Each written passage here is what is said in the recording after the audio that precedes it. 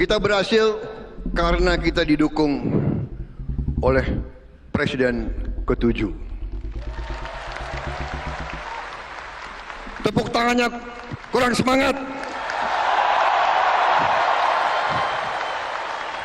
Semangat lagi. Hidup Jokowi.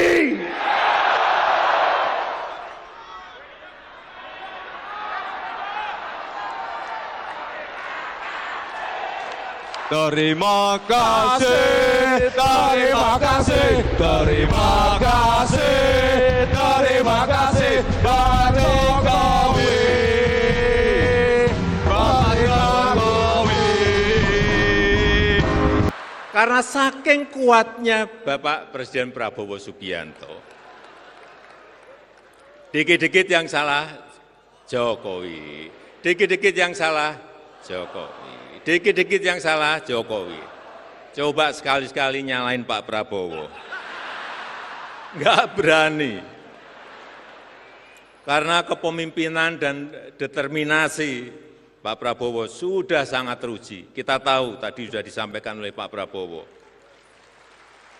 Buktinya berkali-kali kalah tetap terus maju. Dan akhirnya menang. Mohon maaf, 2 kali yang mengalahkan saya.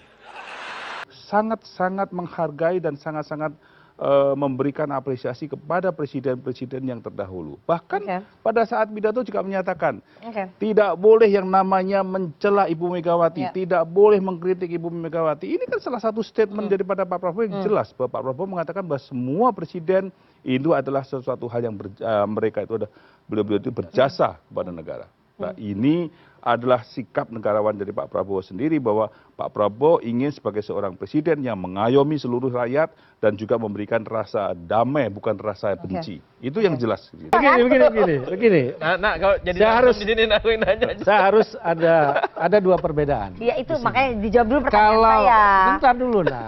Kemesraan Pak Prabowo dan Pak Jokowi mempengaruhi, menyulitkan PD Perjuangan nggak masuk ke situ? Saya kan harus kasih intro dulu. Ya, oke. Pertama, kalau pujian Pak Prabowo itu tulus. Ya. Karena Pak Prabowo tidak hanya muji Pak Jokowi, tapi muji Pak SBY, muji Ibu Mega, dan presiden-presiden sebelumnya. Satu. Betul. Yang kedua, kalau pujian Jokowi tidak tulus. Karena dia punya kepentingan. Oke, apa? Ada anaknya menjadi wakilnya Pak Prabowo sekarang. Sebentar. Kalau kita lihat rekam jejak, Nana, jejak. Pada tahun 2013, bagaimana Pak Jokowi setiap ketemu Bu Mega cium tangan dan selalu mengaku sebagai petugas partai. Kemudian bagaimana PDI Perjuangan memberikan keistimewaan kepada Pak Jokowi, wali kota 2 periode, 7 kali lah ya, Pilgub 1 kali, dukung Pak dan Jokowi presiden lah ya. 2 kali, luar biasa.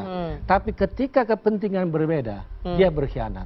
Nah, ingin saya tegaskan bahwa kalau melihat rekam jejak ini, saya mengatakan hati-hati Pak Prabowo, hati-hati Gerindra.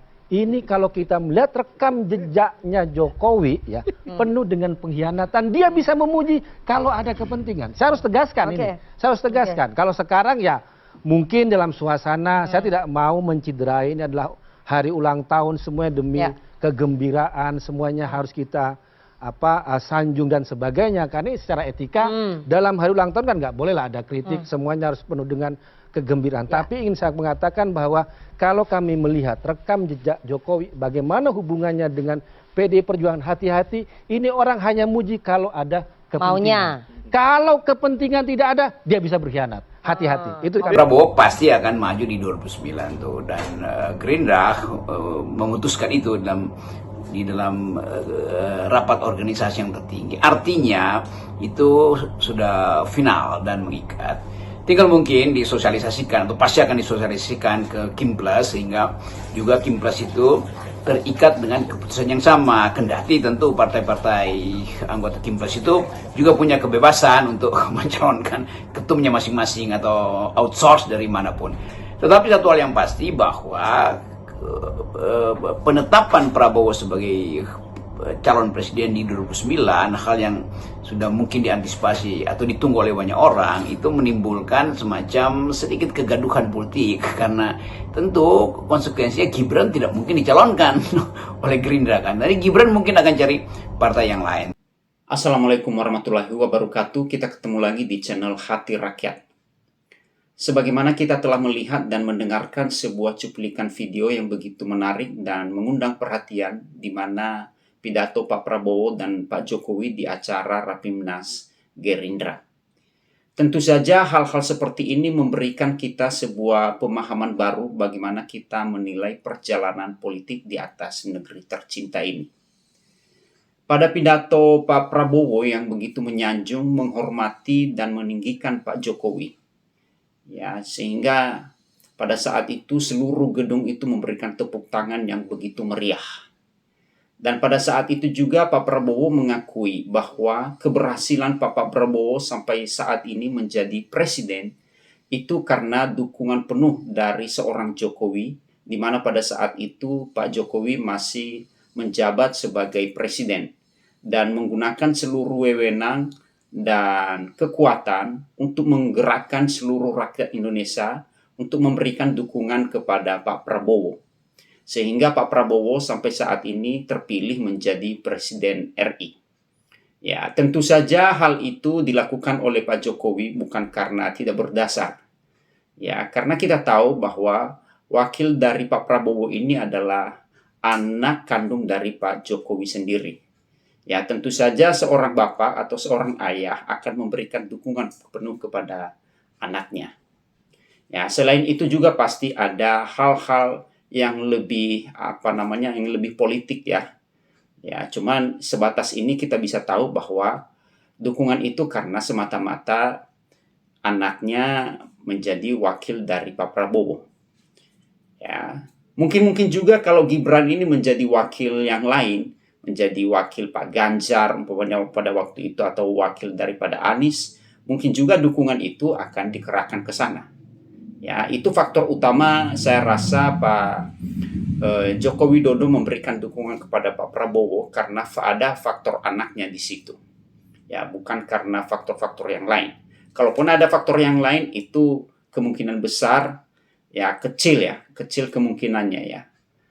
Nah, tentu hal-hal ini memberikan kita sebuah pemahaman baru bagaimana Pak Prabowo begitu menghormati, begitu menyanjung Pak Jokowi sampai saat ini. Karena merasa ada sebuah utang politik yang harus dibayar kepada Pak Jokowi.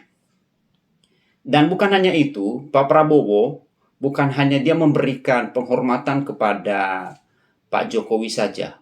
Pak Prabowo juga begitu memberikan penghormatan kepada para mantan presiden di negeri ini. Ya, begitu menghormati Ibu Megawati dan Pak SBY. Ya, mereka begitu baik ya hubungannya kalau kita lihat. Pak SBY dengan Pak Prabowo begitu baik, dan juga hubungan pribadi antara Megawati dan Pak Prabowo baik ya. Ya, jadi ya kira-kira seperti itulah, makanya Pak Prabowo ini dia menjaga keseimbangan hubungan itu supaya tidak terjadi hal-hal perselisihan pribadi bisa masuk ke dalam hal ranah politik. Ya, itu yang kita banggakan kepada Pak Prabowo sampai saat ini. Nah, sebagaimana kita juga tahu bahwa Rapimnas ini berubah menjadi kongres luar biasa. Dan kongres luar biasa mengambil keputusan untuk mengusung kembali Pak Prabowo menjadi calon presiden di tahun 2029.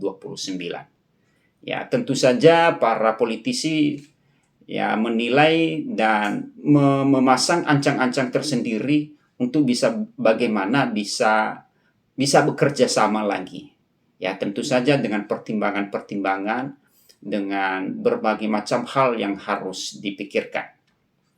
Nah, kalau kita melihat dari sisi pidatonya Pak Jokowi, kita melihat bahwa Pak Jokowi juga membalas sanjungan, membalas ucapan terima kasih Pak Prabowo. Pak Jokowi menyampaikan bahwa Pak Prabowo saat ini adalah menjadi presiden yang terkuat, di mana kekuatannya itu baik dukungan dari rakyat maupun dukungan dari parlemen. Ya, saking kuatnya Pak Prabowo sampai saat ini tidak berani menyalahkan Pak Prabowo.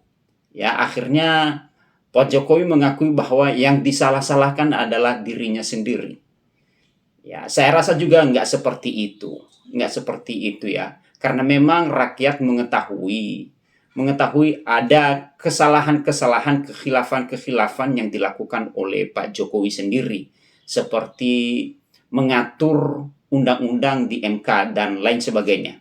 Ya, bukan dalam arti rakyat menyalah-nyalahkan begitu aja tanpa alasan. Ya, ada alasannya lah Pak, ya. Ya, harus juga disadari hal itu. Jangan sampai seakan-akan rakyat yang bersalah dalam hal ini. Ya, oke. Kemudian pidato Pak Jokowi ini berlanjut terus memberikan dukungan yang begitu hebat, menyanjung dan meninggikan. Dan ada satu hal yang memang saya sedikit berpikir, di mana di akhir pidato Pak Jokowi itu mengatakan bahwa sebegitu hebatnya, sebegitu kokohnya, sebegitu daya juang dari Pak Prabowo ini sampai 2 kali kalah di pemilu kepresidenan dan akhirnya menang sekarang ini menjadi presiden. Yang menjadi suatu agak-agak lucu sedikit ya, yang mengatakan bahwa 2 kali kalah, tapi itu dikalahkan oleh Pak Jokowi sendiri. Ya, kata-kata itu sedikit membuat Pak Prabowo menjadi, kalau saya pikir sendiri, menjadi inferiority sedikit ya, inferiority, dan sedikit membuat suatu kasta bahwa yang bisa mengalahkan Pak Prabowo itu hanya Pak Jokowi sendiri. Ya, itu kan mengandung arti-arti politik ya. Kita bisa menilai bahwa kata-kata itu bahwa Pak Jokowi ini bagaimanapun kekuatanmu seorang Prabowo, ya hanya Jokowi yang bisa mengalahkanmu. Ya, ini kan bisa diartikan di tahun 2029. Ya, gimana lah supaya tidak kalah, ya gandeng lagi anak gitu. Ya, menurut saya sendiri sih ya, kira-kira seperti itu. Ya, hal-hal ini yang membuat sedikit ada ganjalan dalam hati saya ya. Ya, kata-kata itu nggak usah lah. Kalau mau nyanjung aja, tinggikan saja dengan tulus ya. Jangan habis ditinggikan kemudian dibanting ke bawah. Nggak boleh lah begitulah. Ya, harus tulus seperti Pak Prabowo. Dia tulus menyanjung sampai mengucapkan terima kasih dan bahkan bernyanyi terima kasih dengan Pak Jokowi, terima kasih Pak Jokowi. Ya, itu tulus ya. Jadi kelihatannya pidato Pak Jokowi ini begitu tulus, tapi di ujung-ujungnya ya agak sedikit melenceng ya. Ya, membanting itu namanya. Habis dinaikkan kemudian dibanting ke bawah. Ya, itulah pendapat saya. Teman-teman, jikalau mempunyai pendapat atau tanggapan-tanggapan yang lain, tuliskan di kolom komentar di bawah ini sebagai diskusi kita bersama lewat channel ini. Dan kalau ada salah-salah kata, mohon dimaafkan. Jangan lupa like, comment, share, dan subscribe. Sampai jumpa di video-video berikutnya.